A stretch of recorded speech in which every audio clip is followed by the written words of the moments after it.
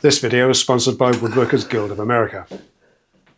Hey, hope you're well. In this one, I want to talk a little bit about the processes that we need to go through when we're designing and making a few sticks of furniture. You probably know about form and function. Form, of course, the design of how things look. Function, the design of how things work.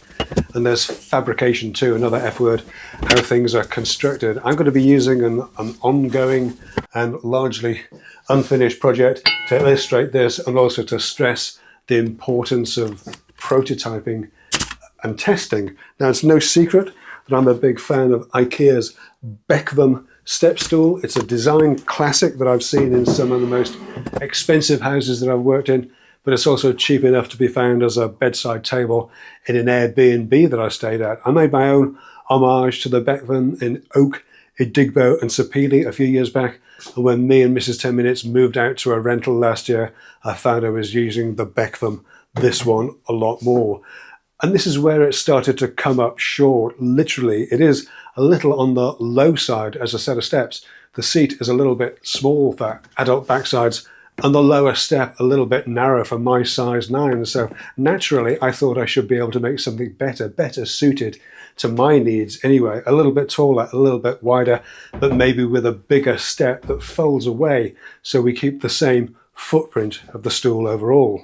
I saw no need to change the overall construction, a pair of classic sort of A frames joined by rails, but to make them easier to put together with the folding step, I kept them upright instead of having them angled inwards. I drew this up full size and used CAD, cardboard aided design, to figure out the pivot point for the folding step, and having the folding legs bear against the bottom rail meant that not only could you pick it up without the front step flopping around, but when folded, the step bears against the back of that rail to keep everything contained. I made my first prototype of this about a year ago, just MDF strips glued and pinned together, and it was a good proof of concept. The overall size and shape worked well. It also got me thinking about how something like this could be constructed. I wanted it to be easy to make. Strips of plywood or 2x1 would be the obvious choice, but they need to be jointed somehow, and because it's a set of steps that people will stand on, it's got to be robust. It was thinking about this construction that prompted the which joint when and the 5 fake joints videos, and in turn led me to consider not using joinery at all. I made another test piece from a sheet of plywood with the shapes simply cut out with the track saw.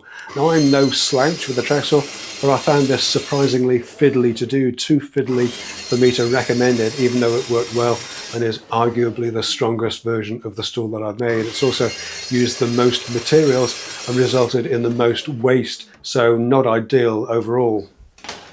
It's really difficult, actually.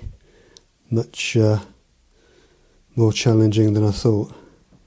So a few more weeks of testing and prototyping, and we arrived at what I felt was a pretty good design. The legs are tapered very slightly. Pro tip, if you ever need to taper a leg, do it on the outside, not the inside, as that changes the angles of the rails. But I was really pleased with it, and the anthracite Finsa Fibercolor top and step just setting off the plywood really nicely. It is still a prototype. It needed a handle cut out in the seat and a coat of finish, but it was complete enough for me to take it home and start using it, and well, that's where it all started to go horribly wrong.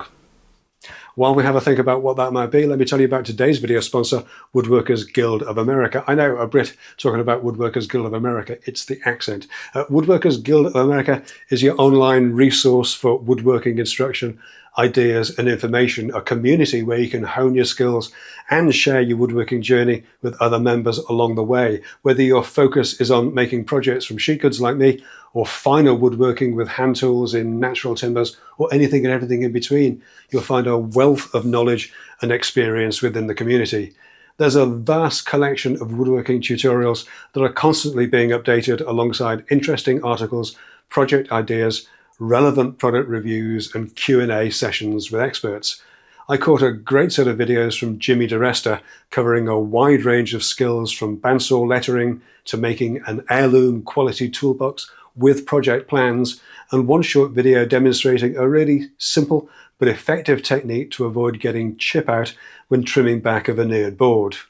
I used to be a professional photographer before I turned to the splintery side of things, so I was really interested to see videos on how to photograph your work as well. It's a really important part of the process that's often overlooked until after you've sold or gifted the box you've made or the bowl you've turned, and whichever aspect of woodworking that you focus on, you'll find plenty of inspiration at Woodworkers Guild of America. The first 1,000 people using the link in the video description to join the community will receive a full year's premium membership for just $1.49. You can't say fairer than that, but I can say thanks so much to Woodworkers Guild of America for extending that offer to viewers and for sponsoring this video.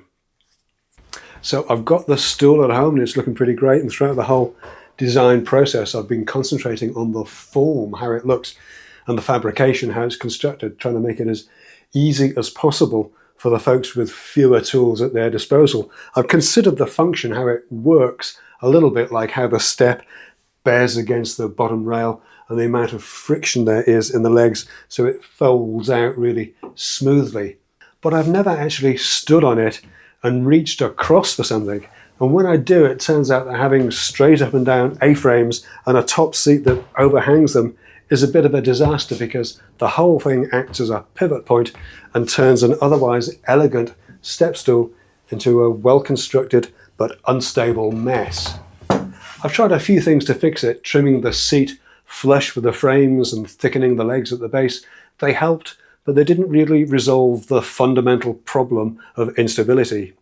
So I tried another tack, maybe by dropping the seat between the frames. I'd need to make the frames taller to compensate, but maybe that would help stability.